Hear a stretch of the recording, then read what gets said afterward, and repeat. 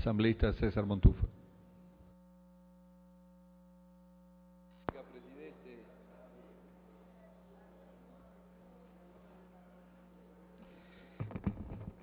Gracias, presidente. Quiero comenzar mi intervención lamentándome lo que esta mañana ocurrió aquí en el Pleno de la Asamblea, cuando no se dio paso a un cambio del orden del día para que discutiéramos una resolución sobre la visita del presidente Ahmadinejad al Ecuador. Me lamento por las mujeres apedreadas en Irán, por los homosexuales encarcelados, por las lesbianas ejecutadas. Me lamento por los militantes comunistas asesinados por ese régimen opresor. Me lamento por los defensores de los derechos humanos que han sido igualmente eliminados por un gobierno autocrático. Y me lamento por los llamados socialistas del siglo XXI, que no saben distinguir entre defensa de principios y valores democráticos y lo que los caudillos autoritarios siempre hacen, que es escudarse en la palabra soberanía para reprimir a sus pueblos. Me temo que no estábamos equivocados cuando decíamos en el primero y en el segundo debate de esta reforma al Código de la Democracia, que en realidad había dos objetivos fundamentales en esta reforma y que todo lo demás eran adornos, que todo lo demás eran anzuelos para que caigamos en una trampa. Y esos dos objetivos eran, en primer lugar, cambiar el método de asignación de escaños y, en segundo lugar, el cambiar también, modificándolo en favor de las instituciones públicas y el uso de los recursos públicos para la propaganda y la publicidad electoral. Incluso recuerdo que en el debate yo dije, no sé para qué discuten tanto los asambleístas Roche y Hernández, si el método de asignación de escaños va a venir de la Presidencia de la República cuando venga el veto. Y recuerdo que el asambleísta andino decía no, mientras yo más o menos adivinaba lo que iba a ocurrir. Pero aquí tenemos la historia trágica de la democracia ecuatoriana, la historia de que los partidos en el poder, cualquiera sean estos, siempre han votado por un cambio en el método de asignación de escaños antes de las elecciones.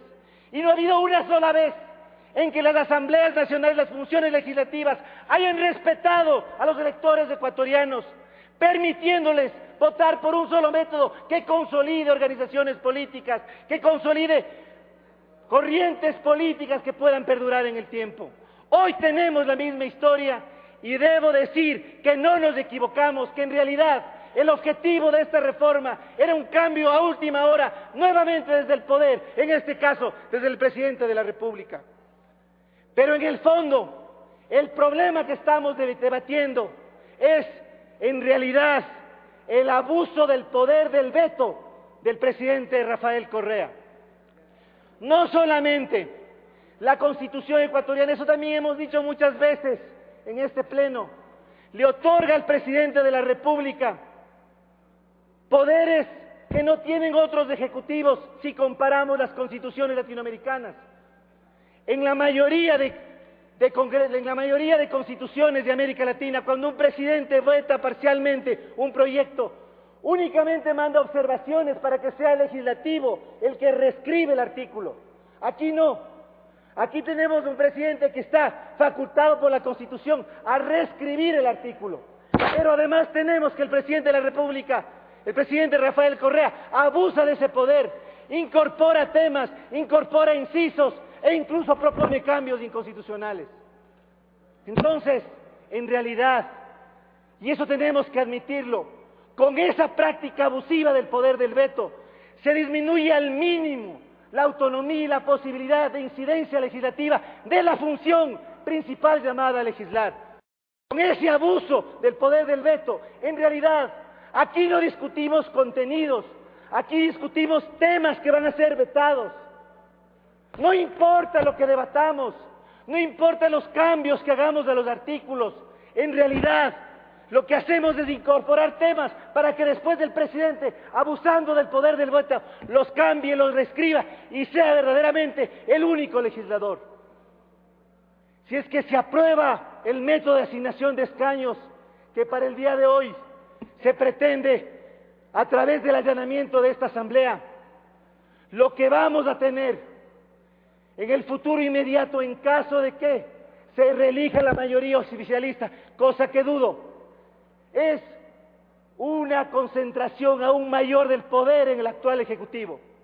Hemos visto y hemos debatido que uno de los grandes defectos que tiene la Constitución de Montecristi es su excesivo presidencialismo.